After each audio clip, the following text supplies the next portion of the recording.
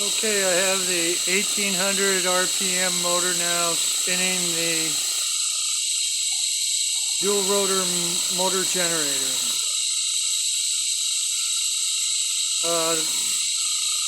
The motor coils are not hooked up to anything, they're just free. I'm looking at the generator coils.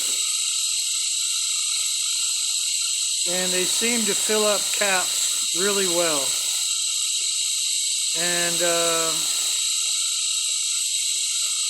And then you discharge the caps to the load is the idea.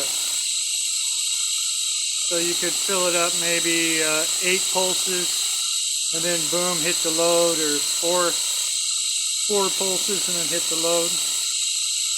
The original idea with this is the motor coils are being pulsed DC and the generator coils are right behind them, sharing the core.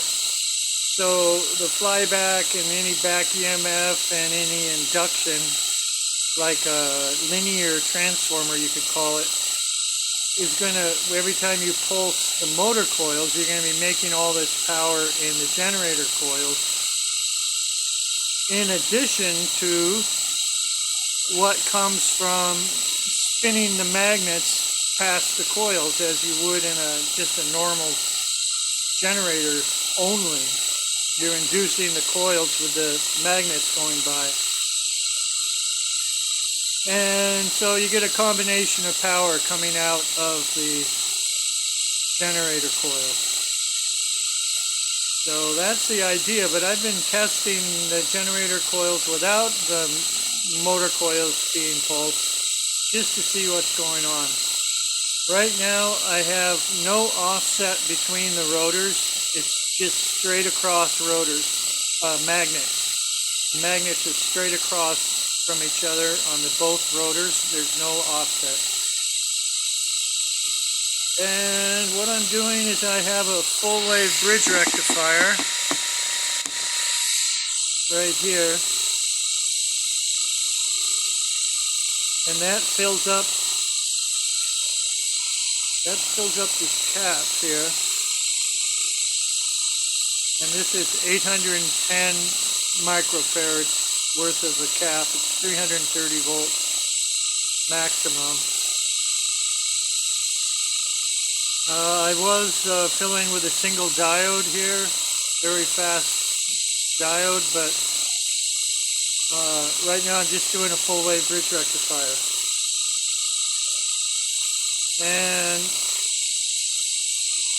here's what we have in the cap right now, but I don't have it connected. This is what, when I was testing, this is kind of what is left over in the cap, just sitting there. And here's the draw in amperage to the motor from the grid, 120 volts, 60 hertz. Real steady 70 milliamps. This motor at idle with nothing on the shaft would draw 30 to 40 milliamps. So figure to spin the generator unloaded, the bearing loss and the magnets whipping by the copper, eddy currents and all this costs 0.04 amps, let's say.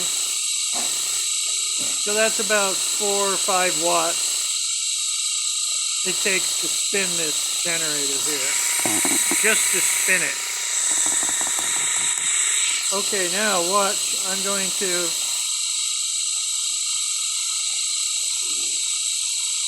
when I connect this black wire to here, I'm going to start filling up the cap from the generator coil. And watch when I'm filling it, this doesn't do anything.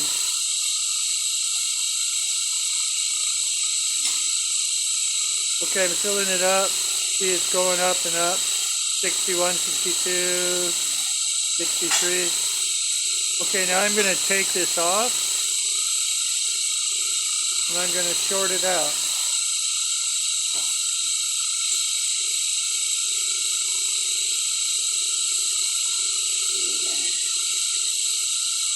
Whoops. Hold on a sec. Let's bring it up there again.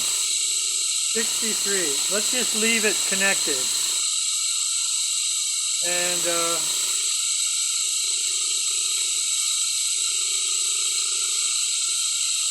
there's a short.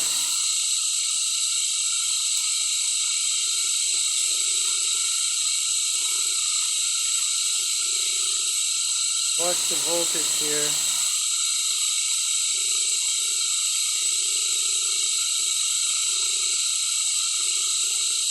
It went up to 8.08.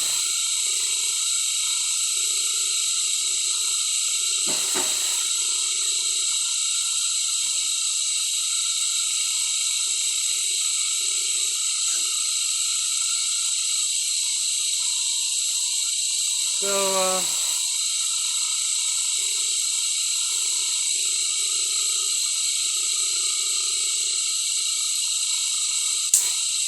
there, I'm getting a better blast. No, this wire was... Yeah, okay. My wife doesn't like this sound. So I'm doing a direct short now. I'll do one more. Okay. Notice it didn't fluctuate here. Now, if this is going real rapidly, you'd want to have the generator coils disconnected during the short. For example, bring this up a little. Now, disconnect it. And now short it. And then there's no, during the discharge, there's no extra draw.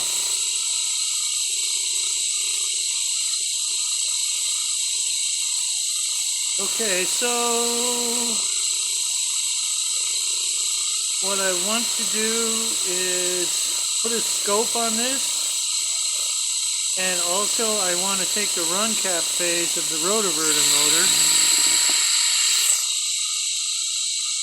step it down with a transformer or a variac, put some diodes on it, rectify it to DC, and have about 15 volts or so, and run the pulse motor with that. And then that'll be the first experiment. Then after that, I'll have them connected. That would be without the two connected. Just have the rotovertor running and use the run cap to run this as like the power source, the rotary transformer phase. And then once I get that working pretty good, then I'll connect them on the shaft, and I'll have the rotovertor run cap phase pulsing in here, and then we should make a lot more power coming out, filling caps even faster and higher because of the motor coils pulsing. So it's okay. Notice the steady